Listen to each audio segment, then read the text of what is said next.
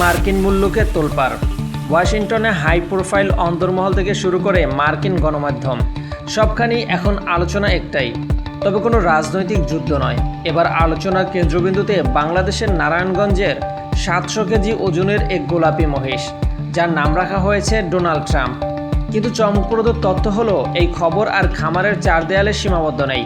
আন্তর্জাতিক গোয়েন্দা ও প্রভাবশালী সংবাদ মাধ্যমের সুবাদে এই মহিষ ট্রাম্পের খবর পৌঁছে গেছে খোদ আসল ট্রাম্পের কান পর্যন্ত। আর এরপরই শুরু হয়েছে এক নতুন জল্পনা আর কল্পনা। ঘটনাটি ঠিক কতটা গুরুতর তা বোঝা যায় আন্তর্জাতিক সংবাদ মাধ্যমগুলোর তৎপরতা দেখে। রয়টার্স, এএফপি, দ্য টেলিগ্রাফের মতো বিশ্বসেরা সংবাদ সংস্থাগুলো এই গোলাপি মহিষটিকে নিয়ে বিশেষ প্রতিবেদন করার পর তা মার্কিন প্রভাবশালী মহলেও শোরগোল ফেলে দেয়। যুক্তরাষ্ট্রের রাজনৈতিক বিশ্লেষক ও সাধারণ মানুষের মধ্যে অদ্ভুত এক কৌতূহল তৈরি হয়েছে এই মহিষটির শারীরিক গঠন নিয়ে।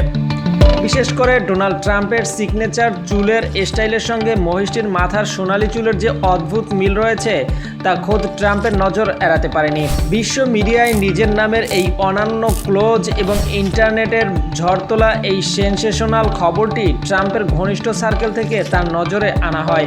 আন্তর্জাতিক মহলে গুঞ্জন, নিজের নামের এমন গোলাপি ডুপ্লিকেট দেখে ট্রাম্পের প্রতিক্রিয়া ঠিক কেমন ছিল।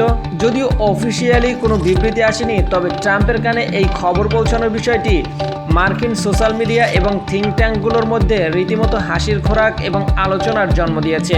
এদিকে বাংলাদেশে এই খবরের প্রভাব পড়েছে আরও মারাত্মকভাবে। এই আন্তর্জাতিক সেলিব্রিটি মহিষকে এক নজর দেখতে খামারে প্রতিদিন দূর দূরান্ত থেকে শত শত মানুষ ভিড় করছেন। পরিস্থিতি এমন পর্যায়ে ঠেকেছে যে মানুষের অতিরিক্ত কোলাহল আর সেলফি তোলার যন্ত্রণায় মহিষটি রীতিমতো বিরক্ত হচ্ছে এবং তার ওজন কমে যাওয়ার আশঙ্কা তৈরি হয়েছে, যার ফলে খামার কর্তৃপক্ষ এখন দর্শনার্থী প্রবেশের উপর কড়া নিষেধাজ্ঞা জারি করেছে। কোরবানির ঈদে পশুর নাম সেলিব্রিটিদের নামে রাখা বাংলাদেশের নতুন কিছু নয়, তবে নারায়ণগঞ্জের এই গোলাপি মহিষটি যেভাবে আন্তর্জাতিক সীমানা পেরিয়ে খোদ ওয়াশিংটনের ট্রাম্পের কান পর্যন্ত কাঁপিয়ে দিল তা এবারের ঈদুল আজহার সবচেয়ে বড় এবং ঐতিহাসিক সেনসেশন। আপনার কি মনে হয়, আসল ট্রাম্প কি এই মহিষটিকে দেখতে বাংলাদেশে আসতে পারেন? আপনার মতামত কমেন্ট বক্সে অবশ্যই জানান। মাহাদি হাসান, এমটি টাইমস।